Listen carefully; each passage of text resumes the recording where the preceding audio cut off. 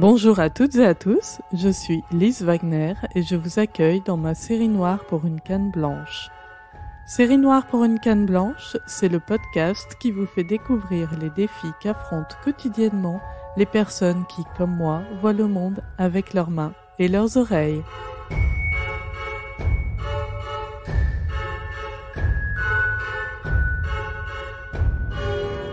Aujourd'hui, pour ce deuxième épisode, je vous propose un voyage virtuel sur le web, au pays des CAPTCHA et autres traquenards.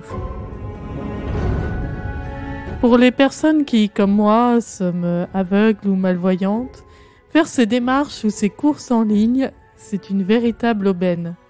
On peut alors passer des heures à fouiller les rayons virtuels d'un site de e-commerce, comparer les produits, regarder les compositions, envoyer les pages à ses proches pour avoir un avis sur l'aspect visuel. On peut passer des heures à lire les petites lignes des contrats pour ces démarches en ligne, chose qu'on n'oserait jamais demander à quelqu'un à qui on veut du bien. Mais le web est aussi peuplé de petits êtres maléfiques. Par exemple, les CAPTCHA. Je ne sais pas si vous savez ce que c'est un CAPTCHA. On appelle CAPTCHA les suites de lettres ou de chiffres qu'il faut recopier dans un champ d'édition pour pouvoir valider un formulaire. Parfois même, c'est une suite d'images, il faut reconnaître les voitures ou les chats, les chiens, toutes sortes de choses a priori très faciles, mais absolument impossibles quand on ne voit pas ou très mal. Un jour, j'étais prise une folle envie de renouveau dans mon appartement. Je me suis donc rendue sur un site d'une marque de bricolage très connue et j'ai rempli mon panier avec tout ce qui me faisait envie. Une petite table et des chaises pour mon balcon, pour prendre mon petit déjeuner au soleil, des organiseurs de tiroirs, des étagères pour que tout soit bien rangé. Bref, un tas de petites choses dont j'avais envie. J'y avais passé un certain temps, j'avais bien comparé les articles, les prix, fait le choix des matériaux. Est enfin arrivé le moment de valider ma commande. J'ai donc créé un compte, enfin du moins j'ai essayé. J'ai rempli mon nom, mon prénom, mon adresse, mon numéro de téléphone, mon adresse email, répondu à toutes les questions qu'on me posait. Et au moment de valider, paf, un CAPTCHA. Un CAPTCHA, une image avec sans doute des lettres, des chiffres, je ne sais pas, qu'il fallait absolument recopier. Et même si on me demandait très gentiment de bien vouloir recopier les lettres dans le champ d'édition, j'en étais évidemment totalement incapable.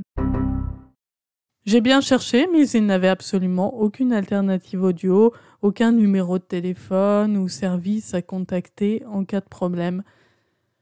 Je me suis donc tout simplement résignée. Adieu, table, chaise, organiseur de tiroirs, étagère et tout ce qui me faisait tellement envie à ce moment-là. Malheureusement, les CAPTCHA, c'est encore un système anti-robot que l'on retrouve très souvent sur le web. C'est peut-être un système pensé contre les robots, mais ça fonctionne aussi très bien contre les personnes aveugles.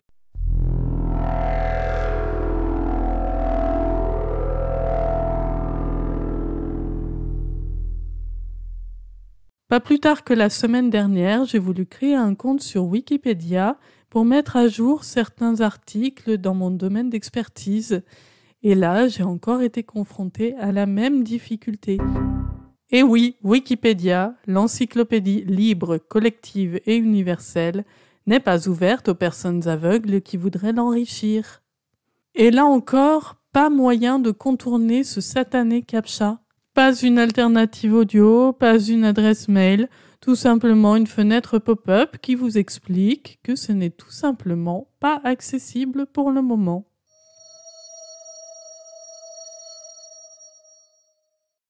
Mais ce serait si simple s'il n'y avait que les CAPTCHA. Bien d'autres petits êtres maléfiques peuplent le web. Par exemple, des boutons qui ressemblent à de simples textes, des images qui n'ont pas d'équivalent textuel, ce qui donne par exemple du 9 536 706 755 PNG, LK, B, etc., etc. Des champs de formulaire dont le titre n'est pas prononcé, ce qui fait que vous savez que vous pouvez entrer du texte, mais vous ne savez pas si c'est votre nom, votre prénom, votre adresse, votre numéro de téléphone ou quoi que ce soit d'autre. Quand vous faites une erreur dans un formulaire, ça vous est parfois signalé en rouge? Oui, mais les logiciels de synthèse vocale ne lisent pas le rouge. Une chose est sûre, c'est que le web, bien plus encore que pour la population générale, a été une véritable révolution pour les personnes aveugles ou malvoyantes. On peut accéder à une somme d'informations que moi-même, je n'aurais jamais pu imaginer il y a 15 ou 20 ans.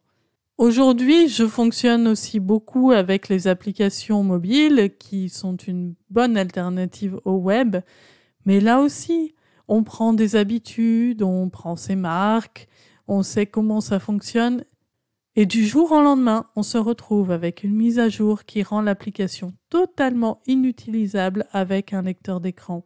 Alors, s'il vous plaît, si vous êtes développeur, si vous travaillez sur un projet de site web, d'application, de logiciel, même d'un petit truc de communication interne, pensez que le service sur lequel vous travaillez pourra un jour servir à une personne aveugle ou malvoyante. Pensez à respecter les règles d'accessibilité numérique, pas seulement à poser un bouton qui va permettre de régler la taille des caractères ou la couleur du texte. Non, pensez à respecter les règles d'accessibilité numérique et le service que vous développez sera beaucoup plus universel. Vous ne passerez plus à côté des clients ou utilisateurs qui rencontrent des difficultés d'accès à l'information. Les services numériques sont partout et l'inaccessibilité est un facteur d'exclusion dans la vie quotidienne, mais bien sûr aussi dans la vie professionnelle. Merci d'y penser, vous aurez alors ma gratitude éternelle. Et oui, rien que cela. J'espère que cet épisode vous a plu. Pour la prochaine fois, nous retournerons dans le monde réel pour explorer les grandes places publiques de nos villes. Vous venez d'écouter Série Noire pour une canne blanche, un podcast proposé par Okinea. Vous pouvez retrouver tous les épisodes de la série sur le webzine Okinea, webzine.okinea.com et toutes les bonnes plateformes de podcast. Si cet épisode vous a plu, n'hésitez pas à le partager largement avec votre entourage. Quant à moi, je vous retrouve très bientôt pour un nouvel épisode de mes aventures. Pensez à vous abonner pour être sûr de ne pas le rater. D'ici là, vous pouvez reprendre une activité normale. Portez-vous bien!